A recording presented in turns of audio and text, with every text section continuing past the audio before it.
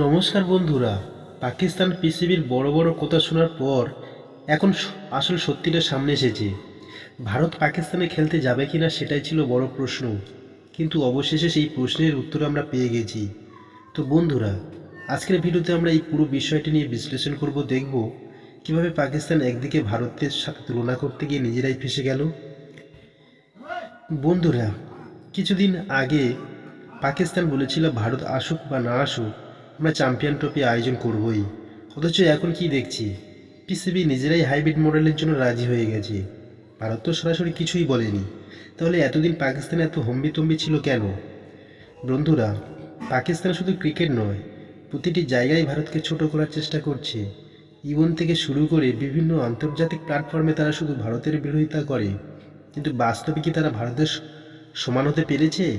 উত্তর খুবই পরিষ্কার, ভারতের বিরুদ্ধে ষড়যন্ত্র করেছে। তো বন্ধুরা, পাকিস্তান যেভাবে একদিকে ভারতকে চ্যালেঞ্জ করতে চেয়েছিল, শেষ পর্যন্ত তারাই নিজেরাই লজ্জিত হলো। আপনাদের মতে ভারত কি ঠিক করেছে? আপনার মতামত কমেন্টে জানান। ভিডিওটি ভালো লাগলে একটা লাইক দিন, আর এরকম আরও বিশ্লেষণ পেতে চ্যানেলটি সাবস্ক্রাইব করুন।